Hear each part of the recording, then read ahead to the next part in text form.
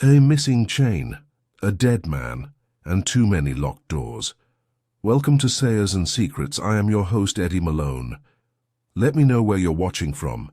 Every sharp mind adds to the intrigue. Thanks for making this mystery circle smarter and stronger. Now, the case begins. It was a Wednesday, which meant Nero Wolfe had just finished berating Fritz for the unacceptable thickness of the hollandaise on his eggs Benedict. He hadn't left the table yet, a sign he was either digesting deeply or planning to relitigate the crime against breakfast before dinner. I was in the front room nursing a cup of coffee I didn't need when the doorbell buzzed. I glanced at the clock. 12:47 p.m. That was 17 minutes before the brownstone officially resumed business for the afternoon. For anyone else, it would have meant waiting outside, ideally in a light rain. But there was something about the buzz, a kind of urgency that made me put down the cup. At the door stood a man who looked like he'd escaped from a World War I daguerreotype.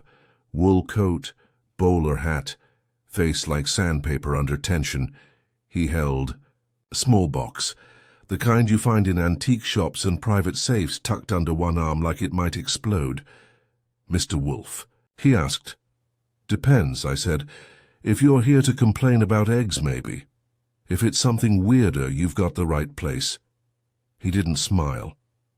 "My name is Mason Lorimer. I'm here about an iron watch chain. I held the..." Door open a little wider.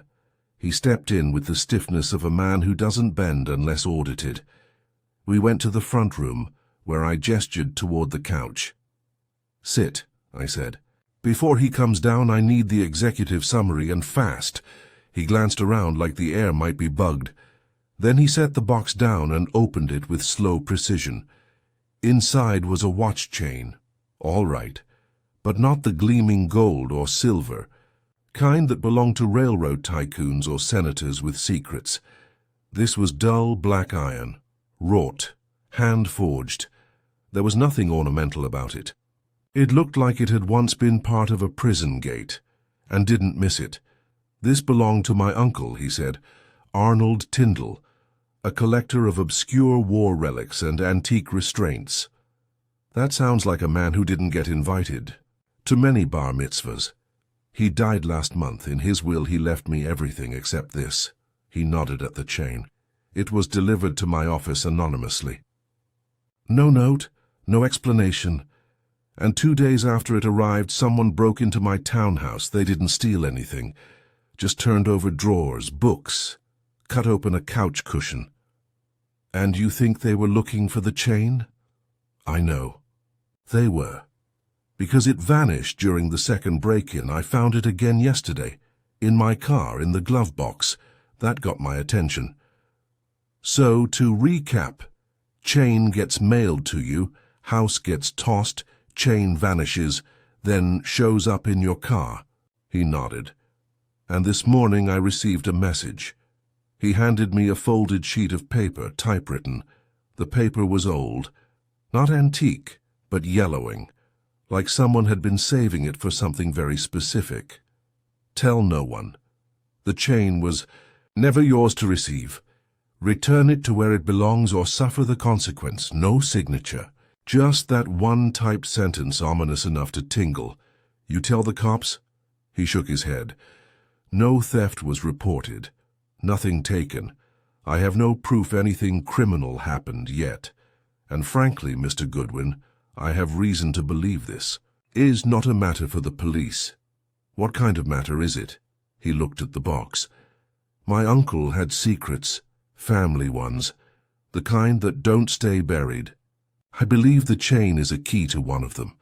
I stared at the iron links. They were heavy, uneven, worn like a tool of habit.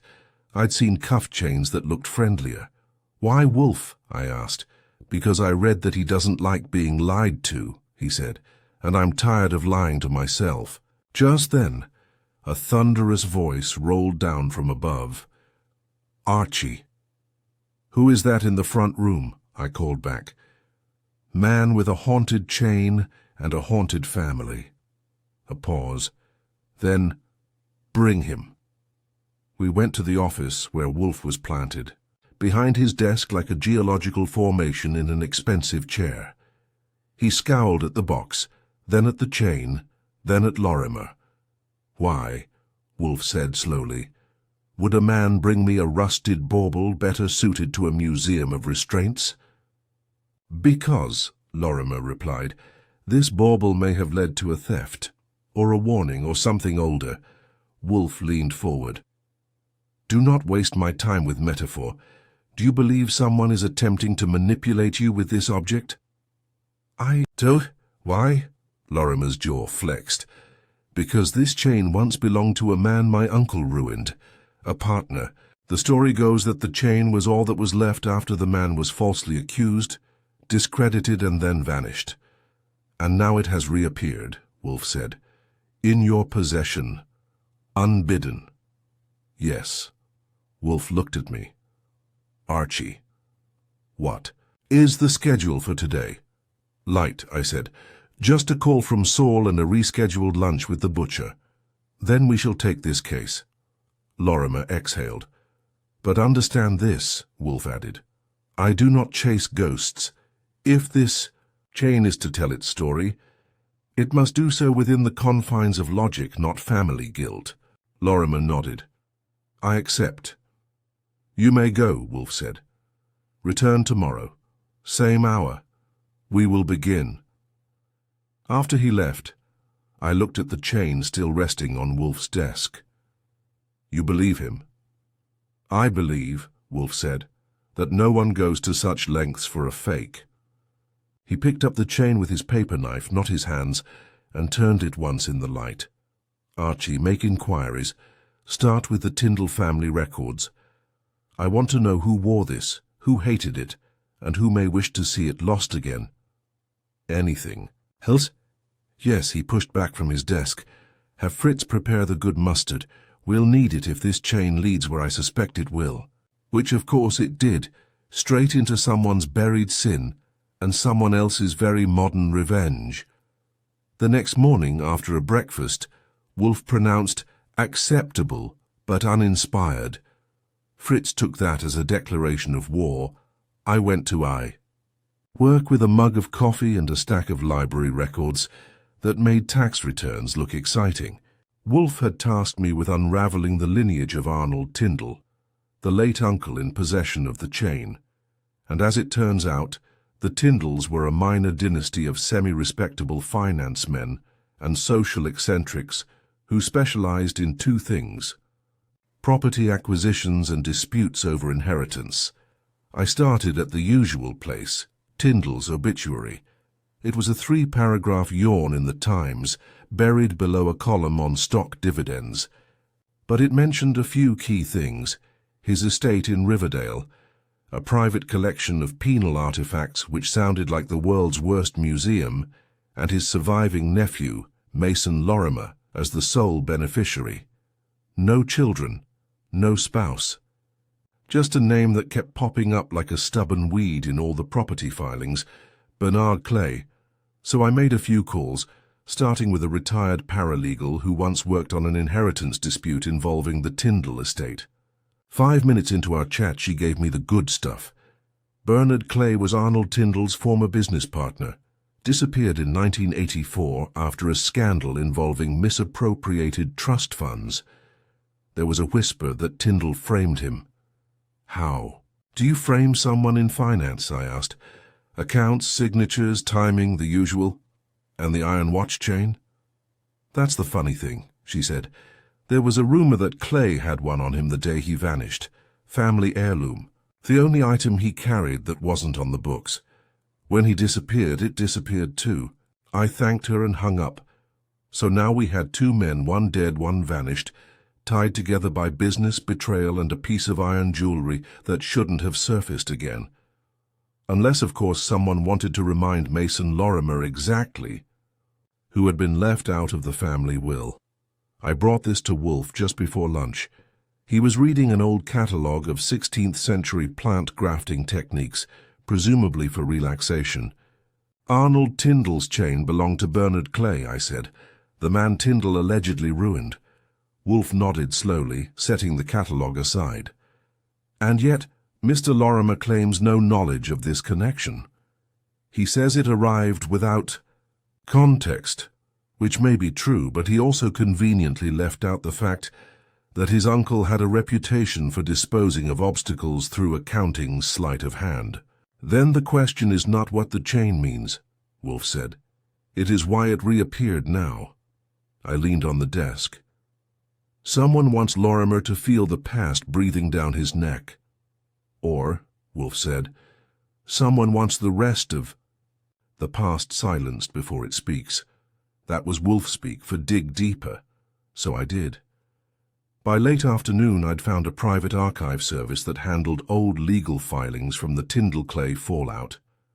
And in that sea of dry paper, one name surfaced repeatedly.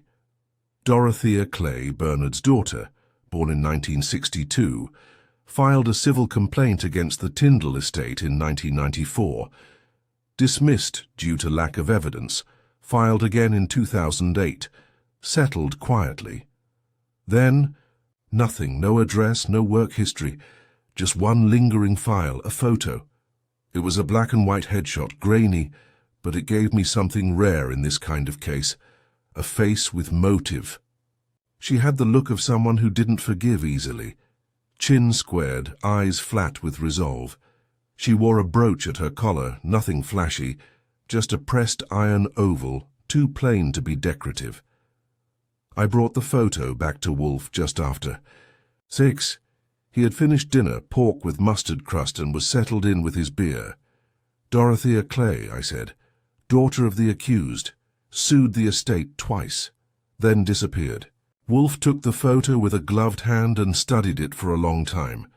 She wears her anger as plainly as that brooch, he said. I think she sent the chain. Possibly, but why reinsert it into the hands of a man like Lorimer? Retribution. Symbolism? Stirring a hornet's nest. Not good enough, Wolfe said. She would not risk exposure for a gesture. No, there is another hand in this. He closed his eyes. Archie. Tomorrow you will find her. I raised an eyebrow. She vanished 15 years ago. Yes, he said. And no one truly vanishes without first deciding who should be watching. I started with the law firm that handled the settlement. An associate named Goldman picked up, and after a little coaxing and some legal name-dropping, Wolfe had taught. Me admitted that Dorothea had in fact resettled under a different name. Miss Clara Hensley. I found her listed as the curator of a private collection called the Penal Relics Society of Brooklyn. Their website had one photo, a dim shot of iron fetters against a velvet backdrop, and a mission statement, preserving the artifacts of justice and injustice, one link at a time. It was too neat, too deliberate, I called. A woman's voice answered. Miss Hensley? Yes. My name is Archie Goodwin. I'd like to ask you a few questions about an iron watch chain. A pause. Who sent you? I work for Nero Wolfe. Another pause. Then I suggest you come tomorrow. 10 a.m. sharp. And then she hung up. I told Wolfe everything. He listened without comment, swirling the beer in his glass like it contained secrets. She chose the chain for a reason, he said, and she wants to talk. No, Wolfe said, closing his eyes. She wants to be heard. I didn't quite follow, but Wolfe's tone made it clear. Tomorrow's meeting wasn't just about a stolen item. It was about memory and the iron weight of something long buried. The chain wasn't just a relic. It was a message from someone who knew how to make silence loud.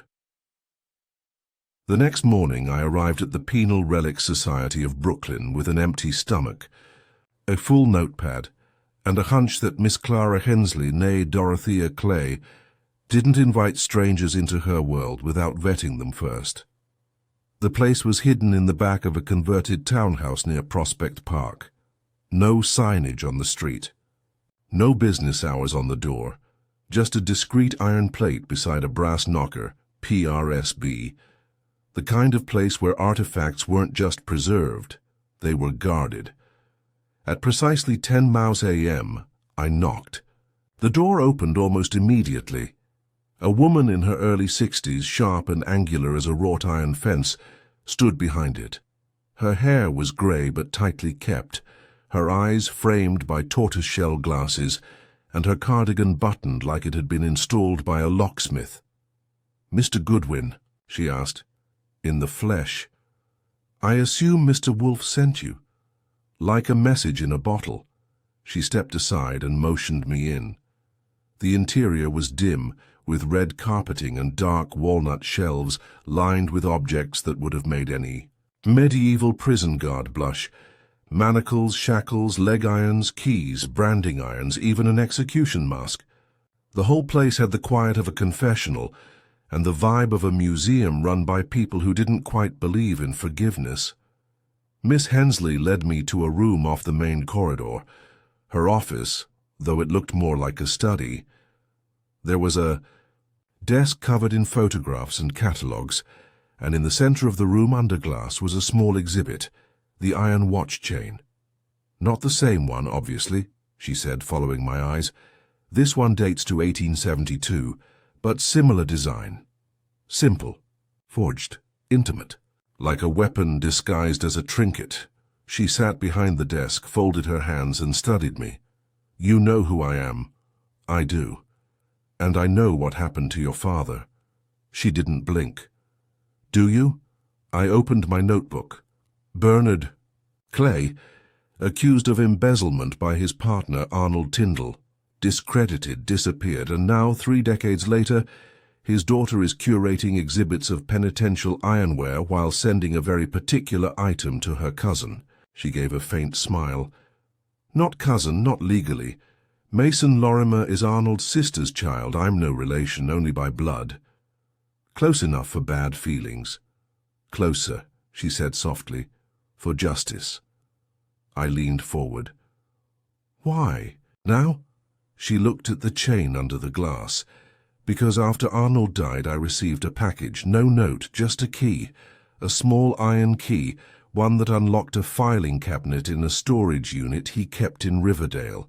Inside, letters, journals, receipts, proof that the entire accusation against my father was constructed, falsified ledger entries, pre-signed authorizations, and the kicker, a memo from Arnold to his lawyer about preemptive character assassination. Why? Would he keep that? Because men like Arnold Tyndall don't believe they'll ever lose, I whistled. "So you decided to return the favor?" She nodded. "The chain was my father's. It was found in the drawer with the memo. He wore it every day until the morning he vanished, which was when, October 12, 1984. And then, no one knows, not for certain. I was away at college. I came home and he was simply gone. I let that hang. And you think, your father didn't just vanish, you think Arnold made him vanish." She met my eyes. "I know it. What about the police? They saw money, lawyers. They buried it in business conflict. So you sent the chain to Lorimer?" "Yes. I wanted him to feel the weight of it, to understand that the sins of Arnold Tyndall weren't dead, that they had witnesses, that they had a voice. And then someone broke into his house," she nodded. "Yes, and not me, which means someone else knew about the chain." She looked toward a filing cabinet behind her. "When I found the documents, I made copies. I scanned some. I saved others in hard copy. I sent one copy to a former Tyndall associate, a man named Paul Laxter. He was their third partner in the old firm. I thought he might come forward. Instead, I sat forward." "Instead what?" She hesitated. "Instead, I received a phone call the next day. No caller ID. Just a man's voice. He said, 'Drop.' It? You don't know what you're waking up. And you still sent the chain?" "Yes." I took a deep breath. "I need the name of that storage unit, the address, and I need whatever copies you kept." She didn't hesitate. She stood, walked to the cabinet, and unlocked it with a small silver key. From inside, she removed a thick envelope and handed it over. "Everything," she said. "I took it." It was heavy. "You know this could be dangerous." She smiled faintly. It already was. Back at the brownstone, Wolfe waited with the patience of a man who'd already constructed 3 possible conclusions and was merely waiting for evidence to confirm the most elegant one. He opened the envelope with a letter opener and examined. The contents like they were rare manuscripts. "Archie," he said at last, "summon Mr. Saul Panzer." On it. "And then contact Mason Lorimer. Tell him we require his presence tomorrow afternoon. He is to bring the chain." "Why?" "Because," Wolfe said, tapping a finger on the Tyndall memo, "we have passed from the realm of memory into the realm of manipulation. Someone is not merely disturbed by the chain's reappearance, they are frightened by what it may lead. And Saul. I want eyes on Paul Laxter. I want to know what he drives, what he eats, and what he fears. Think he made the threat?" "I think he tried to silence a ghost," Wolfe said, "and ghosts are notoriously poor at following instructions. By nightfall, Saul had agreed to begin tailing Laxter, and I had briefed Lorimer on his next appearance. He wasn't thrilled, but the message Wolfe sent, the chain may be more than symbolic, was enough to get him through the door." That night, Wolfe stared at the chain again, still resting in its box on the windowsill. "A man wears iron to feel. Its strength," he said aloud. Then, almost to himself, "But he gives it away when it becomes a burden. Whatever this chain had meant to Bernard Clay, and whatever it had meant to Arnold Tyndall, it meant something very different now. It meant someone was afraid. And Wolfe never let fear go unexamined." At 2:59 p.m. the following day, Mason Lorimer walked through the brownstone's front door, carrying the iron chain in its original wooden box, his jaw set tighter than a banker's safe. He gave Fritz a polite nod, handed me his coat without a word, and marched into the office like he expected an indictment, which in a way he was about to get, just not from the man in the chair behind the desk. Wolfe didn't rise, naturally. He simply motioned for Lorimer to sit, waited for him to do so, then spoke without looking up. "You brought the chain." Lorimer placed the box on the desk. "It hasn't left my sight." Wolfe tapped the surface of the desk once, then opened a drawer and removed the envelope from Dorothea Clay. He held it delicately like it might bite. "Mr. Lorimer, I presume you recognize the name Paul Laxter." Lorimer's eyebrows jumped. "Of course, he was my uncle's business partner before the firm dissolved, retired to Connecticut." "Why?" "Because Miss Hensley, who you may know better as Dorothea Clay, sent him a copy of these documents shortly after Arnold Tyndall's death. He placed the envelope on the desk but didn't open it. She believed rightly that your uncle orchestrated the destruction of her father's reputation, and that Laxter, either by knowledge or complicity, helped conceal it." Lorimer swallowed. "I never met Dorothea. I knew she existed, of course, but my uncle told me the Clay matter had been resolved years ago. A misunderstanding." Wolfe's tone did not change. What he called a misunderstanding, others would call a frame job, a calculated one, and what Miss Clay called a legacy. Someone now considers a threat. Lorimer looked at me, then back at Wolfe. "You mean someone's trying to stop her?" "No," Wolfe said. "They're trying to stop you."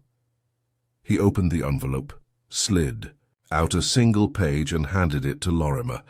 It was a scan of the original memo from Arnold Tyndall to his attorney. Clear as day. Instructions to preemptively discredit Bernard Clay, including suggestions for manipulating bookkeeping and leaking rumors to a financial journalist. Lorimer read it, blinked, then set it down as if it burned. "My God. No," Wolfe said. "Not yours." At 4:05 p.m. Saul Panzer rang the bell. I let him in with the smoothness of a man who knows Saul only knocks when he has something important in his pocket. He handed me a yellow notepad. nodded once and vanished into the night again like a good spy.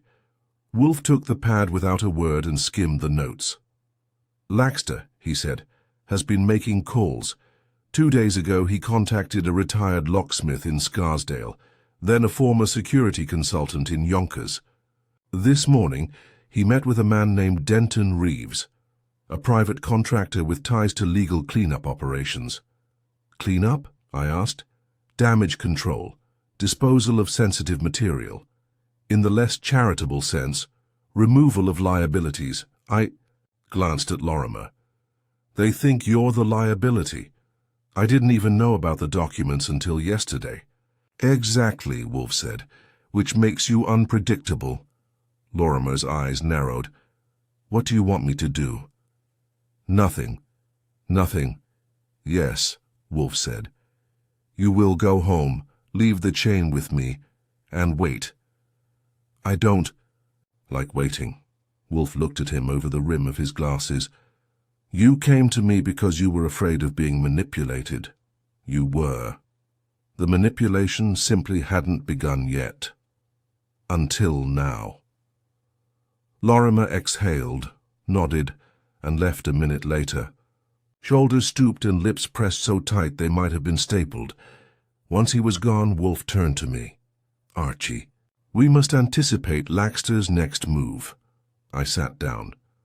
"Which is?" "He cannot unsend the documents Dorothea provided. He cannot recover the chain, but he can eliminate the ambiguity." "You think he'll act?" "I think," Wolfe said, "he already has. That evening I drove up to the address Saul had given for Paul Laxter's estate, an ugly pseudo-Tudor with manicured hedges and the kind of lighting setup that made everything look expensive and unapproachable. I parked a block away and watched the place from the shadows.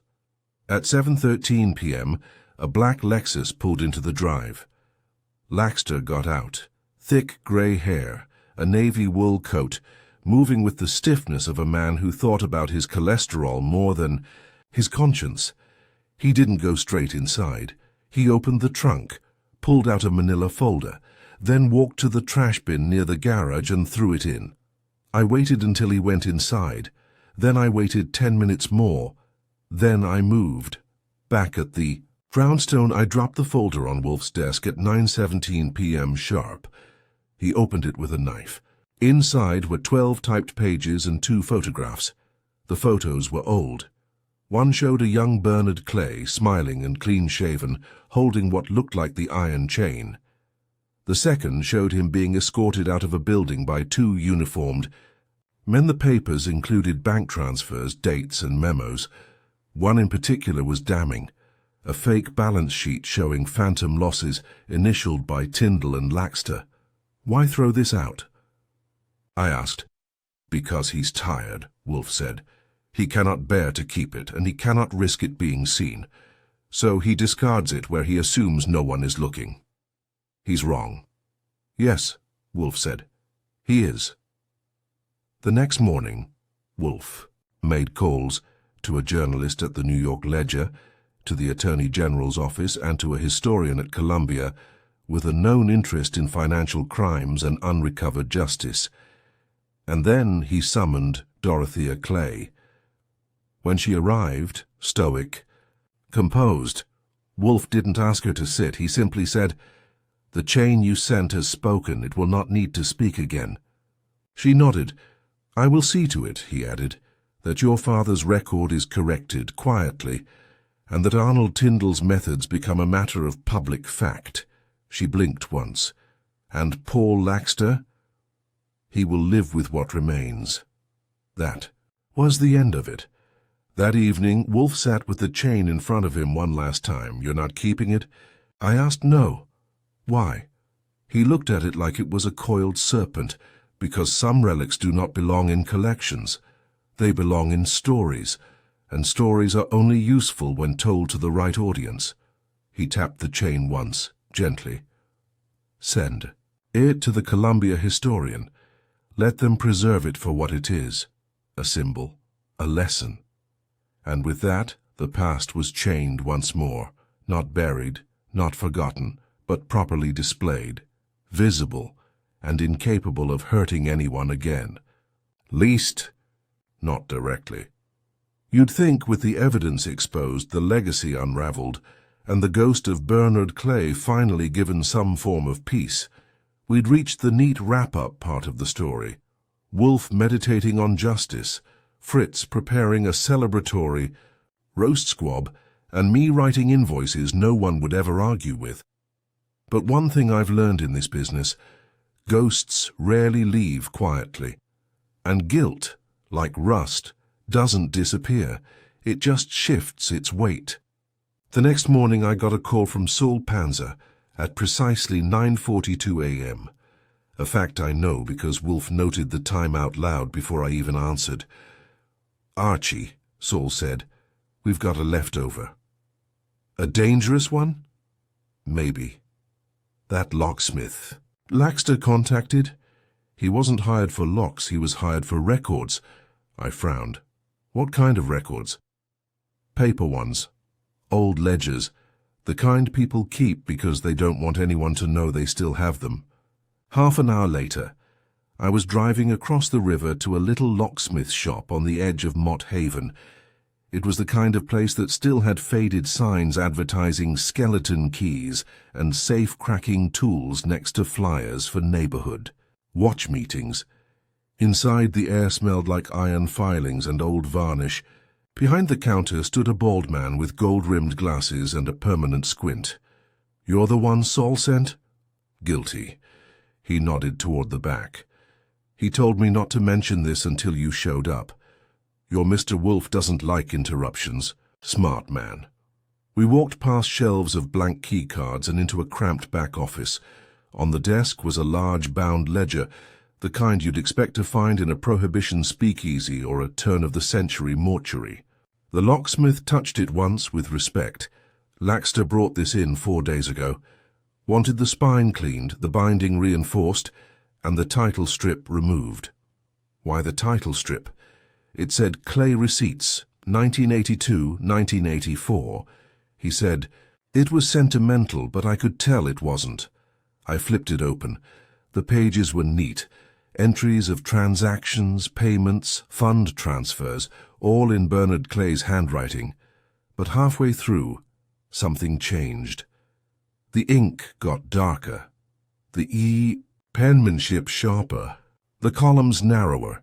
And at the bottom of each altered page, tiny, almost invisible, was a set of initials. A.T. Arnold Tyndall. He hadn't just falsified the ledger, he'd rewritten it, and then, in a moment of poetic cruelty, had kept the real. The one before the edits, hidden in his estate. I snapped pictures of every page, thanked the locksmith, and drove back to the brownstone, trying to ignore the weight of the new evidence pressing against my ribs like a seatbelt locked too. Tight, Wolfe took the book like a priest accepts a confession. He didn't speak for 10 minutes, flipping page after page with deliberate care, the corners of his mouth unmoving. "This," he said finally, "is not just a record of crime. It is a crime." "You think it was meant to be found?" "No." He planned to destroy it, but not until he was sure the narrative he left behind would hold. And it didn't. "No," Wolfe said.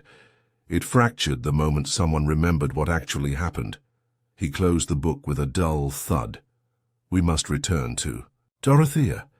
She came that afternoon, this time without the shield of formality.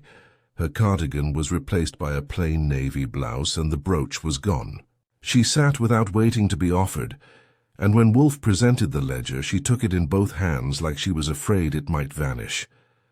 "This is his," she said. "The real one." "Yes," Wolfe confirmed. "It contains unaltered entries, including transactions your father initiated, none of which appear in the forged copy." Her voice was calm. "Then it's over." "No," Wolfe said. "It's only complete." She looked up.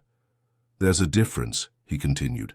"Closure is a myth, but truth, when documented, becomes an anchor." She nodded. "I'll donate it. Publicly." Wolfe didn't smile, but I think he was pleased. You'll receive visitors, he warned.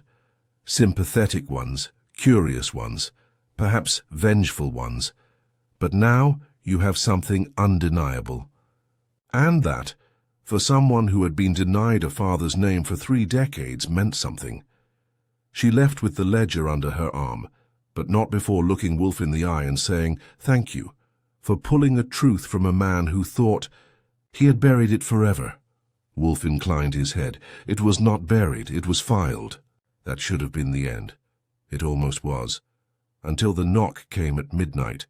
I was in my room halfway through a bad mystery novel and a worse cup of cocoa when I heard it. 3 deliberate raps on the brownstones' front door. Fritz had long gone to bed. Wolfe didn't respond to knocks after 9 unless they came from someone named Fritz or Archie, so I went down. At the door stood a man in his late 40s, trench coat wet from rain, eyes dark with something heavier than exhaustion. "You, Nero Wolfe?" he asked. I shook my head. "You're looking at the wrong pair of legs," he exhaled. "Then I want to talk to you." "About what?" "The chain." That got my full attention. I let him in, led him to the front room, and poured him a brandy. He sat on the edge of the couch like a man unsure if the building was about to fall on him. "My name is Gordon Shaw. I was Bernard Clay's accountant." I sat opposite him. "I kept a copy," he said, "of the real ledger, after Arnold had me redo the entries. I didn't know why, but I knew it wasn't right. I locked it in a drawer for 30 years. Why now?" "Because I saw your name in the paper. The ledger is running a story about the Tyndall Clay scandal reopening.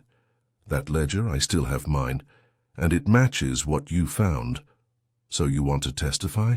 "No," he said. "I want to warn you." That stopped me. "Laxter's not finished," he said. "He's trying to buy silence again. Through an intermediary. Someone I used to work with. He offered me a check yesterday. 6 figures. All I had to do was destroy the book." I leaned forward. "And?" "I told him I'd think about it. Then I came here." I stood. "You're staying here tonight. I'll wake Wolfe. Will he believe me?" "If he didn't," I said, "he wouldn't bother answering the door." 15 minutes later, Wolfe sat in his office in his robe, eyes narrowed, fingertips pressed together. Shaw repeated everything. Wolfe listened, then nodded. "You did the right thing. Will it matter?" "Yes," Wolfe said, "because now we are no longer preserving the past." He stood, rare at midnight, and crossed to the orchid case. "We are protecting the future." And that, coming from Wolfe, was a promise, not a metaphor, not an epilogue, a plan. Gordon Shaw slept in the guest room above the kitchen, not because we were a hotel, but because Wolfe had declared it pragmatic containment. If a man says someone tried to buy his silence for 6 figures, and that same someone has already sent veiled threats to 2 of our clients, you don't let him walk back out into the night with nothing but a raincoat and his conscience. That morning, Wolfe skipped his usual orchid routine, which is something like the Pope cancelling morning mass. He took his coffee at his desk, opened a fresh notebook, and made a single request. "Archie, I want a list of everyone with financial ties to Arnold Tyndall's estate in the past 10 years. Include legal, administrative, and silent third parties. No small feat. No. But Mr. Shaw's revelation repositions our understanding. Laxter may be dangerous, but he is also vulnerable.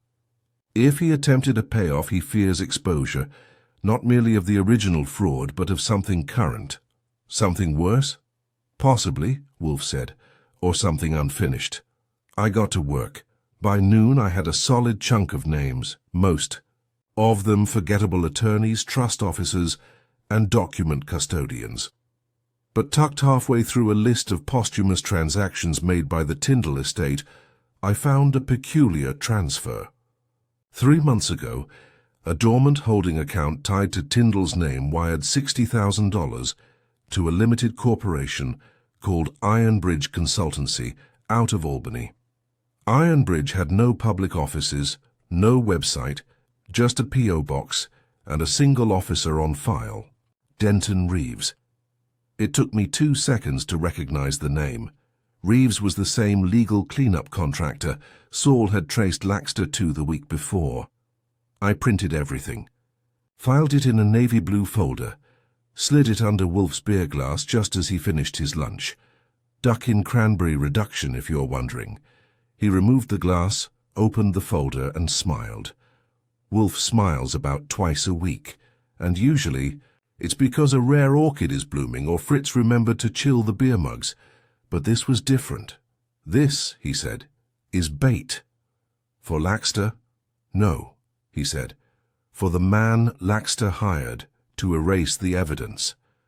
Denton Reeves. You want him to come here? I want him to believe we are assembling a civil action, that we are compiling evidence for federal review, that we possess not only the original ledger and the altered copy, but corroborating witness accounts, that we are over-prepared. I nodded. So we leak. Precisely. Call Lon Cohen. Give him just enough to print a teaser. Lon Cohen, ace reporter and friend of the office, when he isn't pestering us for scoops, ran a sidebar that afternoon in the Gazette's finance section, Ghosts in the Ledger. A quiet reinvestigation into the 1984 Tyndall Clay scandal. Gains momentum. Sources suggest new documentation has surfaced in the long-disputed collapse of Bernard Clay's financial reputation, with implications reaching into current trust operations. Neither the Tyndall estate nor the alleged whistleblowers have commented officially, but someone, it seems, has finally opened the drawer. That was Wolfe's move. The next would be theirs. It came at 8:41 p.m. The front door rang once, then again. Then a knock, measured but firm. I opened it. The man who stood there was in his 50s, average height, clean-shaven, hair like burnt straw. His overcoat was expensive but wet. His shoes were dry. He was a man used to planning every step before making it. "Mr. Goodwin," he said with a slight nod. "Denton Reeves. Expected you sooner." He didn't smile. "May I come in?" "You may." I led him into the office. Wolfe didn't rise, didn't extend his hand. He merely gestured. "Sit." Reeves did. "I imagine you read the paper," Wolfe said. Reeves inclined his head. "I did. Colorful piece." "More than color," Wolfe said. "It was a beacon for you." "Then I'm flattered." "No," Wolfe said. "You're cautious, as you should be." Reeves didn't blink. "What do you want?" "You misunderstand. You came here. What do you want?" Reeves leaned forward. "I want to know what you have and what you intend to do with it." "I intend," Wolfe said, "to preserve it, and to ensure that its implications are both permanent and unassailable." "That could be expensive." Wolfe tilted his head. "Are you offering a bribe, Mr. Reeves?" "I'm asking what your price is to stop caring. There is no sum large enough to purchase my indifference." Reeves sat back. "Then what?" Wolfe tapped the folder. "You are a fixer, a cleaner. You erase things for men who fear legacy more than scandal. But this case is neither. It is not about money, it is about guilt. And guilt, when documented, becomes truth." Reeves said nothing. "You attempted to buy the silence of Gordon Shaw. You may have attempted worse. You acted on behalf of Paul Laxter, who was acting on behalf of a dead man's shadow." Reeves finally blinked. "What do you want?" "I want nothing from you," Wolfe said. "But you will deliver a message to your client." Reeves raised an eyebrow. "You will tell him that I possess 4 distinct ledgers, one written by Bernard Clay, one altered by Arnold Tyndall, one preserved by Mr. Shaw, and one compiled by Dorothea Clay for donation. You will tell him I have made copies. You will tell him that in 2 days this information will be reviewed by counsel for the Attorney General's office and a public accounting archivist at Columbia. And if I refuse, Wolfe's voice dropped. Then I will call the press and let them come to me. Reeves looked at me, then back at Wolfe. Why? Because truth, Mr. Reeves, once proved must not be sold. It must be seeded. Reeves rose. He didn't speak again. He left the same way he came, quiet, careful, calculating. When I returned from bolting the door, Wolfe was opening a beer. So that's it? I asked. No, Wolfe said. That was the final test. Of what? Of their fear. He took a sip. And now that we know how deep it runs, he didn't finish the sentence. He didn't have to. We were in checkmate range. Now all that remained was to bring them to the board and let the truth crown itself. You could tell something was brewing from the moment Fritz refused to prepare. Lamb for lunch. Too noisy a meat, he said. When Fritz starts describing food in terms of psychological ambience, you know Wolfe is planning a summit, and that means someone's reputation is about to be flambéed. By noon the next day, the invitations had been sent. Wolfe didn't call them invitations, of course. He called them summonses, because that's what they were. One went to Mason Lorimer, one to Dorothea Clay, one, hand-delivered by Saul Panzer, to Paul Laxter's estate in Connecticut. The fourth was dispatched to Gordon Shaw, who agreed instantly. The fifth, that was for Denton Reeves. Not because we expected him to speak, but because his silence would speak plenty. At 2:45 p.m. the brownstone was as polished as a court chamber. Fritz had even lit the fireplace, which Wolfe allowed only for psychological impact. The flames cast long shadows across the red leather chairs, and the orchids by the window had been rotated. Again. Wolfe believed certain blooms inspired confession more than others. By 3 they were all there. Mason Lorimer was first, still looking like a man who wore his family's sins like a starched collar. Dorothea came next, dignified, expressionless, carrying a slim folder under one arm.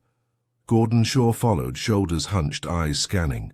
Then Reeves, his face blank, his coat immaculate.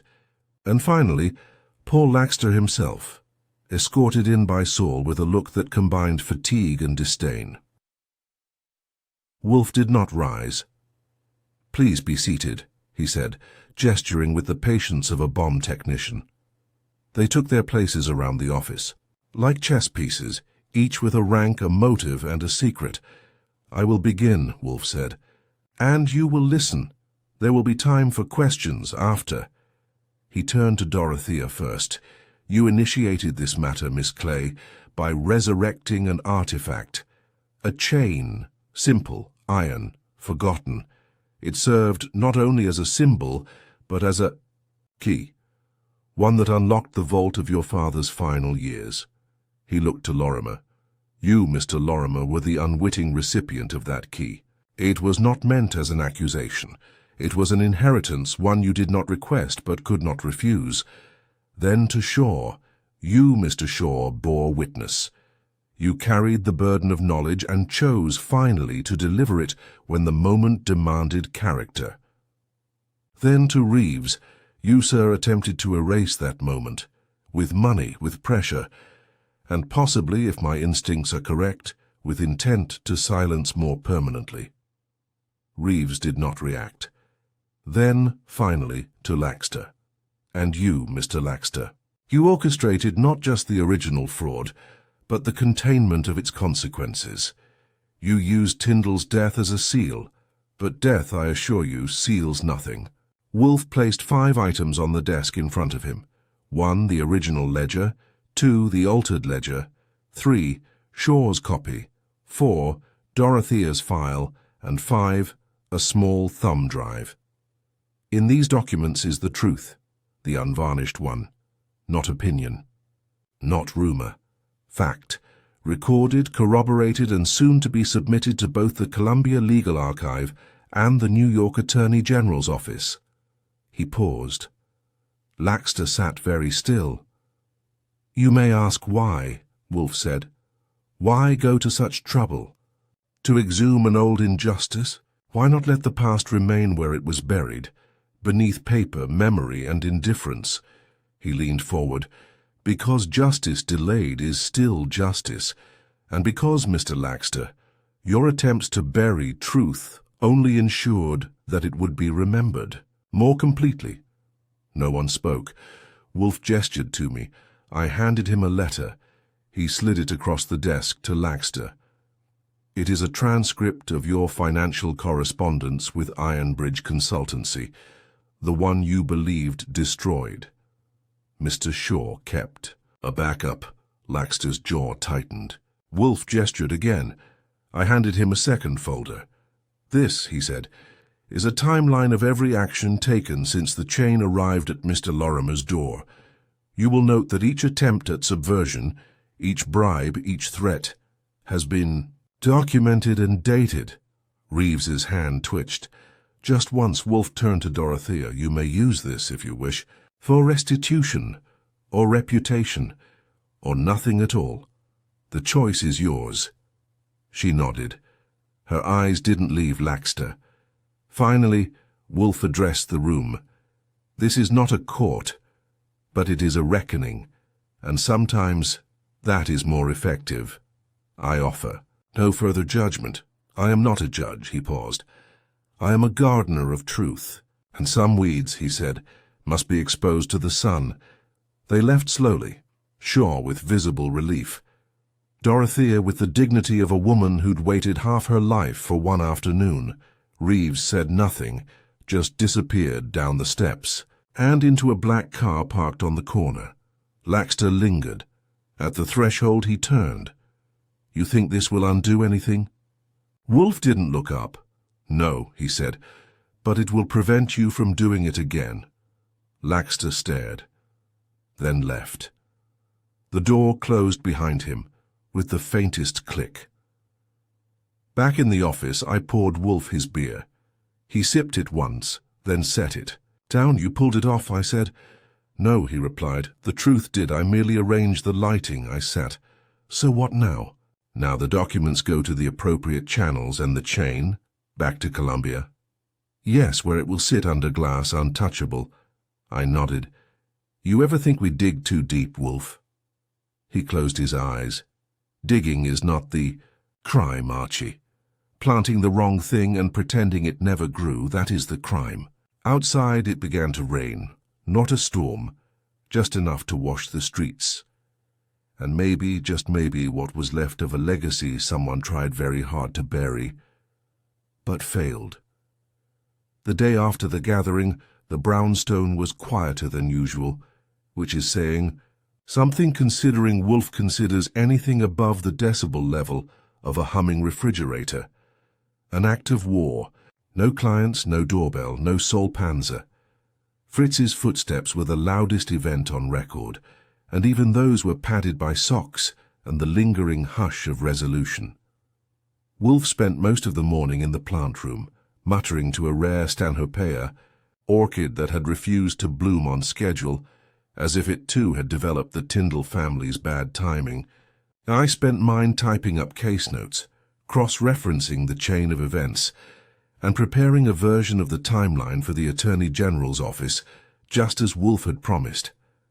At some point, I even opened a fresh ledger, the kind we keep, for records, and wrote across the top of a new page the chain case. Final, and for once I meant it. That afternoon, Dorothea Clay returned to the brownstone. She didn't bring the iron chain this time, nor any folders or files.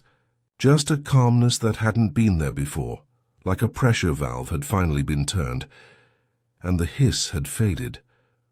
Wolfe had just returned from his orchid inspection, his suit uncreased, his eyes alert. "Miss Clay," he said. "You are." "Well?" "I am," she replied, "for the first time in years." He nodded once. "You are here to collect something?" "No, to return something." She reached into her handbag and withdrew a small envelope. Inside was a card, heavy stock, embossed. "A note for you," she said, handing it to Wolfe, "and one for Mr. Goodwin." Wolfe didn't open his. Neither did I. "I've also arranged for the ledgers to be donated formally," she continued. "The Columbia Legal Archive will house them in a restricted collection for historical review. I'll sit on the advisory board so I can ensure they're interpreted correctly. And the chain," she smiled faintly, "already on its way, in a case built for it. It will sit beside a brass plaque explaining its journey, what it was, who it belonged to, and why it mattered." Wolfe folded his hands. "Then the record is whole." "Yes," she said, "even if the man who wore it is not." There was a pause. Then she added, "My father kept that chain not as a symbol of restraint, but of consequence. That's what Arnold Tyndall never understood. Restraint is physical, but consequence is generational." Wolfe nodded, visibly approving. "Then you understand it now." She stood. "I do," he inclined his head. "Then we are finished." As she left, I glanced down at the envelope again, unopened. "What do you think it says?" I asked. Wolfe picked his up, turned it over once, then slid it into a drawer without comment. "Perhaps nothing. Or perhaps something best read later." I didn't press. He looked out the window. Around 5 o'clock, Saul Panzer dropped by one last time, wearing his raincoat and that look he reserves for completed work. "You made waves," he said, setting down a folded copy of the Gazette. A front-page teaser had made its way into the afternoon edition. "The Ledger reopens. Decades-old financial scandal reignites as documents surface. Truths unravel underneath," was a smaller byline. "Chain artifact central to uncovering new evidence." "They're calling it the chain case," Saul added. Wolfe grunted. "So of course they are," Saul smirked. "You going to give them an interview?" "I am not," Wolfe said, "but Archie may speak with them if he avoids metaphor." "Not likely," I muttered. Later that evening, after Saul had left and Fritz had cleared away dinner, roasted pheasant with citrus glaze, I returned to the office with 2 cups of coffee. Wolfe was seated, eyes half closed, his beer glass untouched. "You want to talk about it?" I asked. "No," he said. "Good. Me neither." We sat in silence for a minute, then another. Wolfe finally stirred. "What we saw," he said, "was not justice." I raised an eyebrow. "No?" "No," he repeated. "Justice, as the law defines it, is transactional. It operates through proof, procedure, and punishment. What we saw was rectification." "Sounds like the same thing to me." Looked at me then. "It is not." He took a sip of beer. "Rectification acknowledges that a harm occurred and that it lingers, not in courts, but in lives. What Miss Clay wanted was not retribution. She wanted acknowledgement, restoration of dignity." I nodded.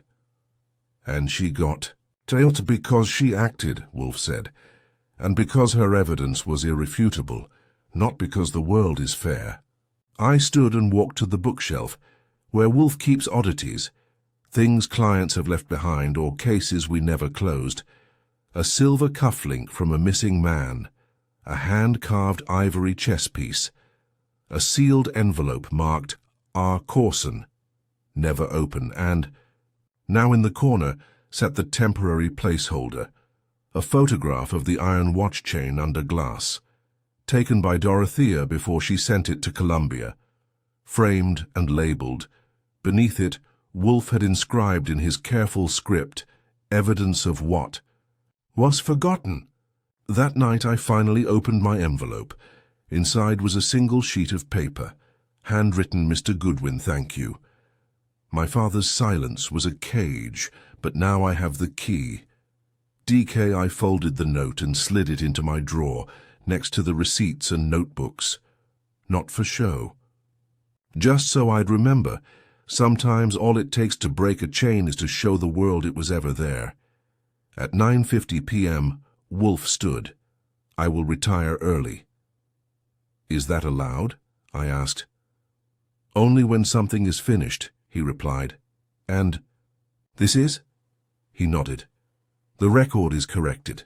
The truth is preserved, and no one, not even the guilty, can pretend it did not happen." He left the room. I turned off the lights one by one. Outside, the rain had started again. Light this time. Cleansing.